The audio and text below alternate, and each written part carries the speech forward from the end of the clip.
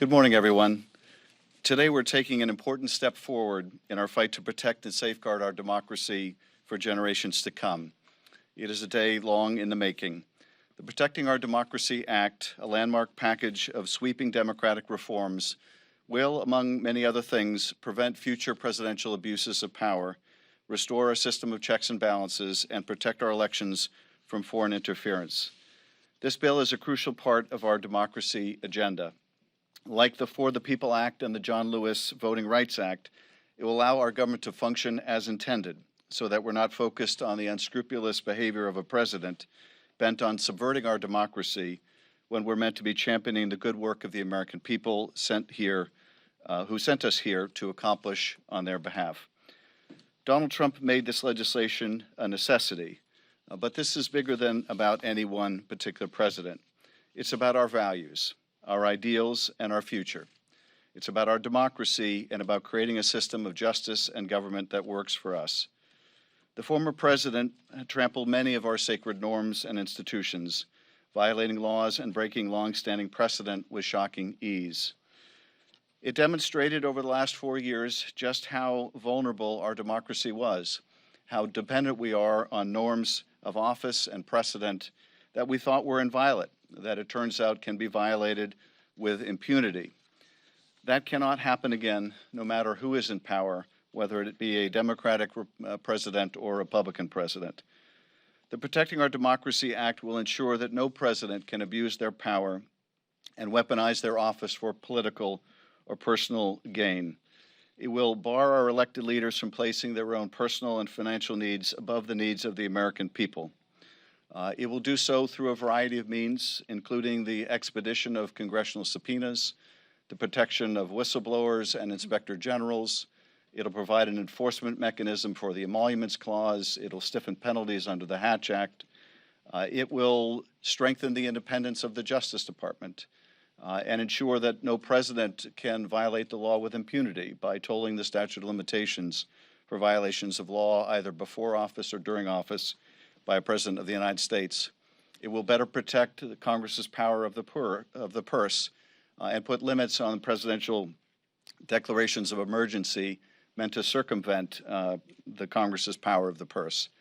In these and many other ways, it will reinforce the norms and precedent which have protected our democracy for so long. It will essentially bar our elected leaders from placing their own personal or financial needs above the needs of the American people and ensure that the American experiment in self-government will continue and that our cherished legacy will go on. I'd like to thank Speaker Pelosi and Chairs Nadler, Maloney, Yarmouth, Lofgren, Meeks, Neal, DeFazio, and DeLauro for their invaluable partnership in pushing our democracy agenda forward. Many of my colleagues initiated concepts in this bill through legislation of their own and have championed these issues that are so near and dear to the heart of our democracy. And I'd also like to thank the White House for engaging with us, for offering their feedback and making this a better bill. And with that, let me invite Chairman Nadler to the podium.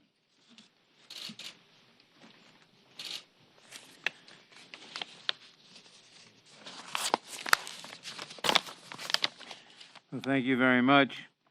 I want to begin by thanking Speaker Pelosi, Chairman Schiff, and the other distinguished chairs for their leadership in putting together the critical set of reforms contained in the Protecting Our Democracy Act. Transparency and accountability are the bedrock of our democratic system.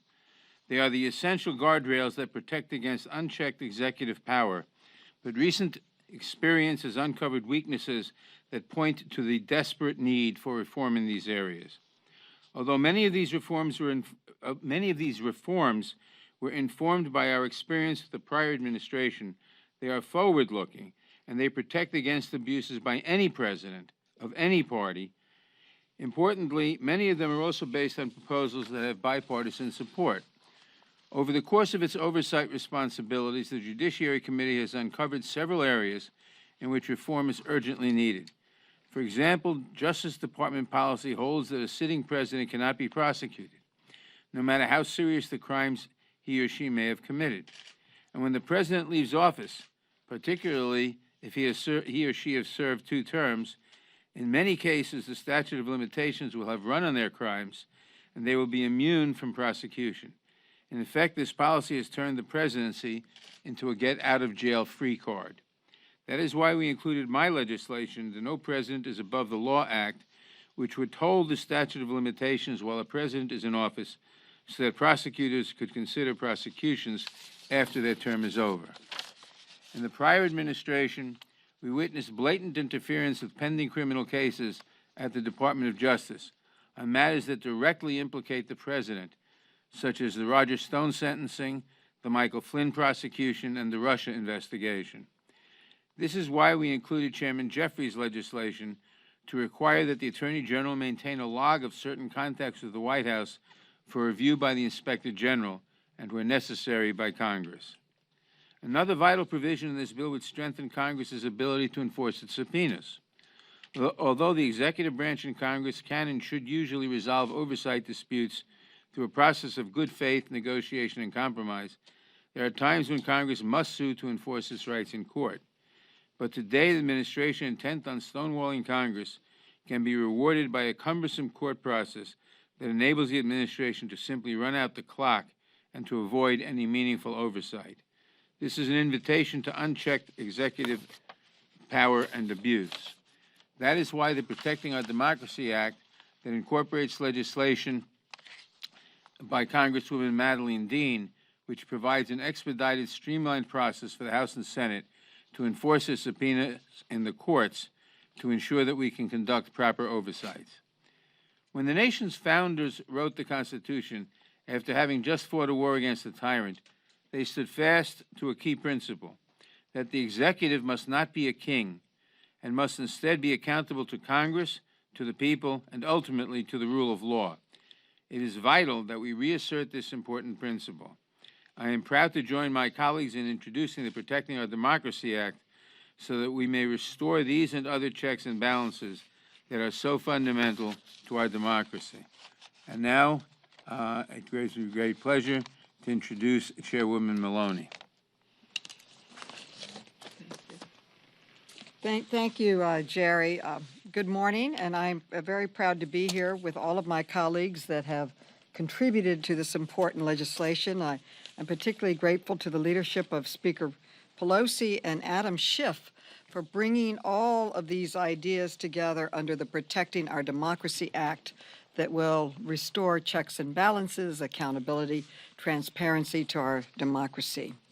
During the last administration, we witnessed a president who retaliated against whistleblowers and inspectors general. He obstructed investigations and openly mocked the law. We now have a president and vice president who have brought decency, transparency, and accountability back to the White House.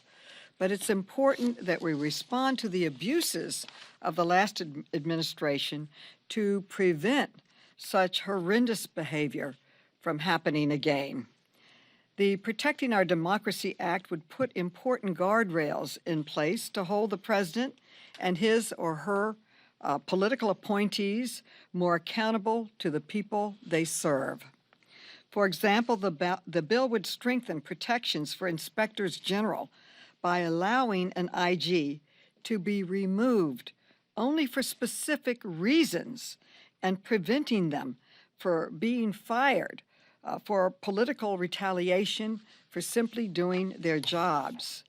The Inspector General Independence Act was introduced last year with Majority Leader Hoyer and several members of Congress, including myself, after President Trump retaliated against inspectors generals at the Department of Defense, the Department of Transportation, the State Department, and other agencies because they were conducting their oversight jobs. This protection for inspectors generals passed the House last year as part of the HEROES Act and as part of the Inspector General Independence and Empowerment Act. And we're pleased that Chair Schiff has included it in this important comprehensive statement that we are introducing today. These abuses demonstrate the need to finally establish specific protections for inspectors general in law. This package also strengthens protections for whistleblowers who expose waste, fraud, and abuse. The Whistleblower Improvement Act ensures whistleblowers are protected when they provide important information to Congress and that they have the opportunity to challenge retaliation in court, including access to a jury trial. The Protecting Our Democracy Act would also hold political appointees accountable for violating the Hatch Act, the law that prohibits inappropriate political activities by government officials.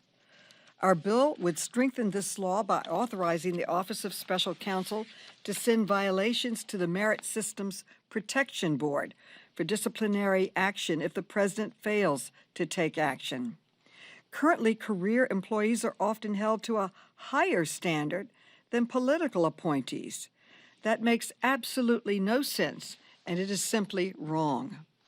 Another important reform in our bill would prevent the abuse that occurred last year following the presidential election, when the administrator of the General Services Administration outrageously refused to grant the Biden-Harris transition team access to critical services and millions of dollars in funding following the election. Administrator Emily Murphy finally relented after I, along with former committee chairwoman Nita Lowey and several of my colleagues standing here today, sent a letter objecting to her holding up the transition and demanding a briefing. Under the Efficient Transition Act, if the GSA administrator failed to take the required step of ascertaining the winner of a presidential election within 5 days of the election, each eligible presidential candidate and vice presidential candidate would be treated as the winner until ascertainment is made or a winner is certified by Congress. Some Republicans have criticized this package as being targeted at President Trump.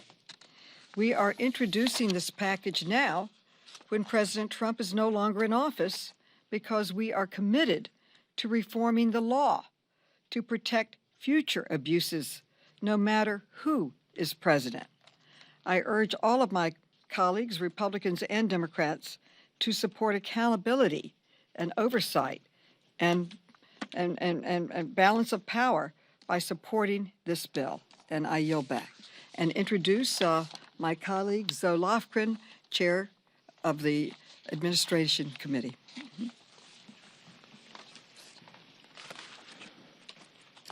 Thank you, Carolyn. I want to thank my fellow committee chairs for joining together on this important legislation.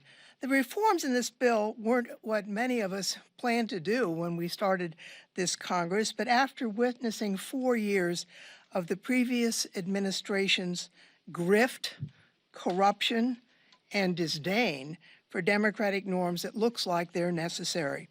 Some of you know that many years ago, while I worked on the staff of my predecessor, Congressman Don Edwards, while he was working on the Judiciary Committee on the impeachment of Richard Nixon. After Nixon resigned, the Congress enacted a series of landmark laws and reforms to change the way politics was conducted and to prevent a future president from similarly abusing the power of their office like Nixon had done. Those measures were aimed to prevent executive abuses. They increased transparency and ethics requirements, increased campaign finance disclosure, enhanced oversight by Congress, and they worked well until the previous administration's blatant disregard for the rule of law. We saw a former president show little regard for the safeguards designed to protect our democracy throughout his term of office. And now, as it was in the aftermath of Watergate, it's necessary for the Congress to enact new reforms to restore the system of checks and balances. I want to highlight one important aspect of these reforms, which originated in the Committee on House Administration to protect our elections from foreign interference. Most Americans know that if a foreign adversary reaches out about interfering in our elections, what should you do? You should report that contact to the FBI. Instead, we saw former White House and campaign officials welcome and even solicit foreign assistance for political activities. The Protecting Our Democracy Act creates a duty to report illicit offers of campaign assistance from foreign governments, and it requires political committees, candidates, and their immediate family members to report foreign offers of assistance to federal authorities. The bill also clarifies the definition of what is a thing of value. That was something that was in doubt during various prior investigations. A thing of value includes information sought or obtained for political advantage, information like opposition research and private polling. This ensures that individuals engaging in dishonest conduct with foreign actors to influence the outcome of our elections are held accountable by the law. This reform is needed to bolster our democratic guardrails, and together, the proposals laid out by my colleagues here today reflect our determination to ensure that the foundation of our democracy, enshrined in our Constitution, will be sustained for generations to come. I'd like to thank Chairman Schiff for putting all of these ideas together, and Speaker Pelosi for her support of this effort, and now recognize my friend, Chairman John Yarmuth. Thank you, Zoe. I'm proud to stand here today with my colleagues, and particularly Chairman Schiff, for thanking him for his leadership on this effort. I'm here to talk about a variation on a theme. The theme is that over the years, executive overreach has thwarted the will of the people as expressed through Congress, and particularly with regard to budgetary matters. One of the fundamental principles of the Constitution, when they established a system of checks and balances, was that the Founding Fathers gave Congress the power of the purse. Congress decides how to spend the people's money. But over the years, that power has been eroded by executive overreach. And it didn't start with Donald Trump, as many of my colleagues have said. As a matter of fact, this was a problem recognized back in 1974 when Congress passed the Impoundment Control Act, which basically said that it's against the law for the executive branch to spend less money or to divert money from the purposes that the Congress dictated. And we saw that then, but we saw it very vividly during the Trump administration with the withholding of funds to Ukraine in exchange for political favors, and then diverting money from the military budget to build a border wall. So what Title V of the Protecting Our Democracy Act does is to reestablish and reassert the power of the purse to Congress by creating new teeth and enforcement mechanisms in the Impoundment Control Act, because the Impoundment Control Act said you couldn't do it, but there were no penalties in it. So we're correcting that, but also creating new reporting requirements and new systems so that there's complete transparency and accountability on the part of the administration, any future administration, in regard to the congressional decisions about how to spend federal money. So we're very proud of this piece of work, and hope that it receives affirmative action in the Congress. And with that, I'm honored to recognize the representative from Pennsylvania, Mary Gay Stanton. Thank you very much. I'm not a chairman or a chairwoman, but I wanted the opportunity to speak on behalf of the rank and file members of Congress who came to Congress because we believe in our democracy. We believe in the power of government to do good for the people. There was a huge wave of us in 2018, and we came because we left our comfortable lives and our families to come to D.C. Because we were appalled by what we were seeing. We were appalled by the lack of civility, the violation of democratic norms, the attacks upon a free press, upon our courts, and eventually upon our inspectors general and our election workers and our elections themselves. So for the remainder of that presidency, we played defense. We acted as a check and balance upon the worst of those impulses. Now it is time to move forward. And in doing that, the Protect Our Democracy Act is so, so important. Really pleased to be able to be here with all the chairmen. Thank you so much to Chairman Schiff for that work. and that's where we need to go. The two options are, you say, well, the last one got away with it, we should do more. No, that's not how we roll here. We're here to make sure that the guardrails on our democracy are strengthened and that we move forward. Thank you. And I would yield to Madam Speaker.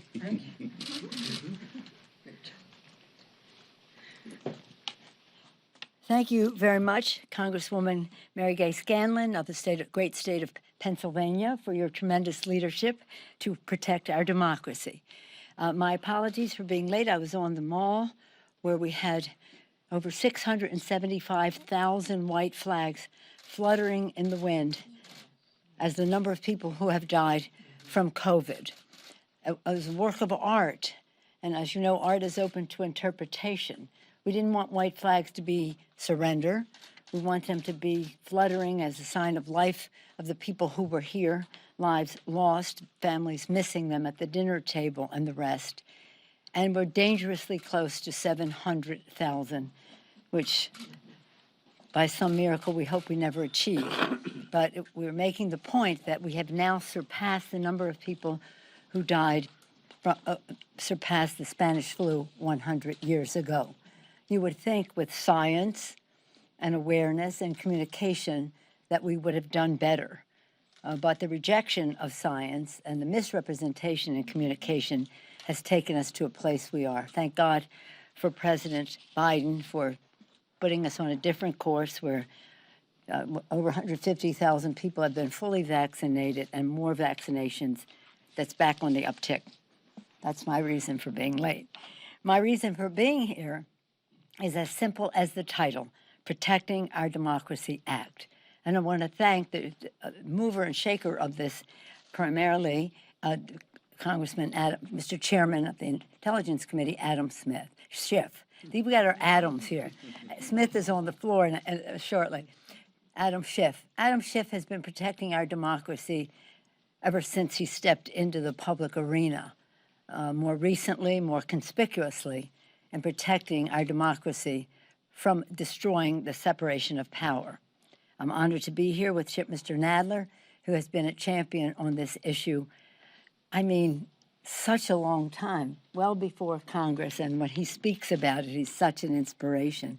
Congresswoman Maloney from the Oversight Committee, which has jurisdiction here, Congresswoman Zoe Lofgren, a leader in the Judiciary Committee and a chair of her own committee, House Administration, and Mr. Yarmouth, the chair of the Budget Committee. He's a very busy man all the time. He has more hours in the day than the rest of us right now. He said he's happy to be here under the mask. And I'm happy to be here with each and every one of you and to represent so many in our caucus who find this legislation absolutely essential. It didn't begin just now. They have been working on this for a while. It had its resistance before. We think that we will be successful now. The separation of power is the genius of the Constitution of the United States. It is exquisitely beautiful, and it is the essence of a democracy. And in these provisions in the bill, which I know have been expertly addressed, so I'll associate myself with that expertise, shows you why we have to codify this, turn it into law, so that no president of whatever party can ever assume that he or she has the power to usurp the power of the other branches of government. And it is specific in its remedies and its inoculations against future abuse. So being Italian-American, we take special ownership of the separation of power because we think it was an inspiration to Thomas Jefferson when he visited Italy when he was an ambassador in Europe. So apart from everything else, the exquisite, as I said, exquisite beauty of our Constitution is that no person or no branch of government, the separation of power just is a remarkable feature of a democracy, not only led by America, but copied by other countries. We must protect it. And in doing so, protect our democracy. Congratulations to all of you for bringing this forward now and hopefully soon to the floor. Thank you, Mr. I yield the floor now to the distinguished chair of the Intelligence Committee, Chairman Adam Schiff. Schiff? Thank you, Madam Speaker, and we'd be pleased to take your questions. Yes. The bill reads like a rap sheet of Trump-era abuses. Republicans, frequently cite what they see as rebukes of Trump as justifications not to vote for certain legislation. So, do you think that this can pass the Senate, or the filibuster requires 10 Republican votes to pass legislation? Well, one step at a time. We'll be, I hope, taking this up in the House this fall, and it has very strong support here in the House. It should have strong support in the Senate. There are many provisions within this bill, components of this bill, that had primary Republican authors in the past. I think there ought to be a view among GOP members of the House conference as well as the Senate that these are good government reforms no matter who the president is. Now, I realize that many of the Republican members live in fear of angry statements from the former president. And that, when we introduced this bill last session, certainly chilled Republicans from supporting it. I would hope that now that that administration has receded into the past, that Republican members will recognize, as Democrats do, that it shouldn't matter who the president of the United States is. We should want that president not to be able to abuse that office to enrich themselves. We should want them to maintain independence from the Justice Department, not use it as their own private law firm, not use it to go after their adversaries. We should want both Democrats and Republicans to revert to form when both parties strongly supported whistleblowers and strongly supported inspectors general. Some of the leading champions in the Senate were champions of inspector generals and their independence. So we would hope that as time passes between this administration and the last, that Republicans recognize, as we do, the imperative of restoring these protections for our democracy. Madam Speaker, you will be meeting the president of Angola in a few hours, I think. Would you share with us your expectation from the meeting and what the Angolan people can expect in terms of result from this meeting with the President, João Lourenço? Well, I'll be happy to answer that question after we meet. I'll be joined by Congresswoman Karen Bass, Madam Chair of the Africa Subcommittee of the Foreign Affairs Committee. But right now, we'd like to just stay focused on what we're here about, and I'll have some comments later. And I'm very excited about the meeting. I'm looking forward to it very much. Can you characterize the current White House's involvement in this bill? Are they supportive of every piece of it, and what changes did they recommend? They have been engaging with us for months now very constructively. They have made any number of suggestions for different components in terms of concerns over executive prerogative, and we have made every good faith effort we can to meet the concerns that have been expressed.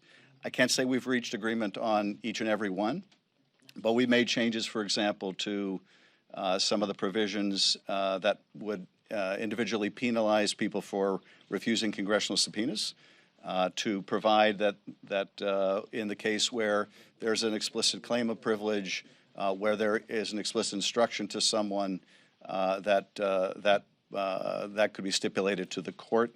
And in other ways, we have tweaked some of the provisions to try to accommodate those concerns.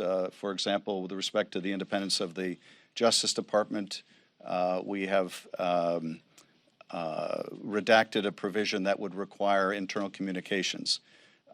So we have accommodated their feedback, but we're not in complete accord, and we will continue to be working with the executive. As you might expect, we take a Article 1 perspective of these issues. They take an Article 2 perspective. But President Biden has acknowledged the central importance of these kind of reforms, both during his campaign and during his presidency. And so we expect that we will continue to refine the provision as it moves along. Yes. The Speaker talked about separation of powers. You just kind of alluded to this a little bit. Is the existence of this bill a kind of acknowledgement that the modern presidency has gotten too powerful? Well, I think it is, and I'll invite my colleagues to add their thoughts. We have seen over the last several decades an accretion of power by the executive. But what was also very revealing in the last 4 years is that so many of our current checks and balances really depended on members of Congress of both parties having a deep, abiding conviction of support for their own institution. That each would jealously guard their own institution. And that broke down when members were more devoted to the person of the president than they were to the institution. And that's made, I think, many of these reforms necessary. But you're right. In innumerable ways, there has been this slow accretion of power within the executive, and this is, I hope, the beginning of a corrective. And Madam Speaker, did you want to address that as well? And my colleagues. Well, I would just say that you said the slow, but it went rapidly under the previous president. When we talk about this legislation, we're talking about restoring ethics and the rule of law. We're talking about establishing key safeguards. Our founders, in their wisdom, had a system of checks and balances and separation of powers, and they had guardrails for the president. And one of them was the Congress of the United States. They could foresee a rogue president, human nature, but I don't think, could foresee a rogue president and a rogue Congress, and that's what we had. And again, those safeguards need to be there, and preventing assaults on our democracy by whatever safeguards we have for whistleblowers and the rest. And we saw in the last administration the abuse of power in terms of the use of pardon and the rest without the, shall we say, routine that fairness would require. So again, to restore the vision of our founders, the government formed by the people. Thank you for restoring our democracy. But I agree that there's been a slow movement, but it picked up steam in the last presidency. Excuse me. I have a question. I know you said you wanted sorry. I want to add that when you talk about the slow accretion of power, just one example, congressional subpoenas. Congress can't function without getting information from the executive branch. And so we've used subpoenas for that purpose, as you do in civil law. But the last administration simply refused to comply with subpoenas. The president announced he would defy all subpoenas.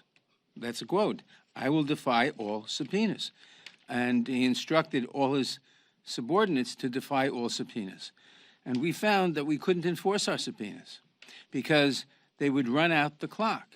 You'd go into court with a subpoena, and it would go on and on and on and run out the clock, so that the subpoena was useless, and Congress couldn't get the information it needed.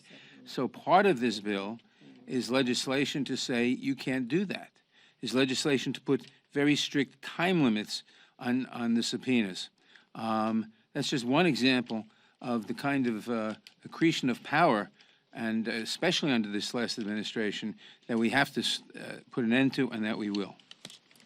And very briefly, the inspectors general, whose job it is to oversee any suspected wrongdoing, anyone who started an investigation was just removed from their position with no reason except that they had started an investigation that they didn't like. And the same thing you saw it with whistleblowers. They need to be protected, and they ferociously went after whistleblowers. I'll make this the last question. I know you guys said you want to stay on the topic, but I'm just going to give this a shot. So the head of the UN just said that they're warning of a Cold War between the U.S. and China, and they're saying that we need to repair relations with China, trying to nudge the U.S. against any wrong actions toward China. What is your response to that, considering the fundamental difference between China and the U.S. when it comes to human rights abuses and things? I'm happy to respond to you as soon as we break, but I would like to keep the questions confined to the Protecting Our Democracy Act, so why don't we make this the last question? Thank you, Chairman Schiff. I was wondering what role President Trump potentially running again in 2024 had anything to do with reintroducing this now in your thoughts process?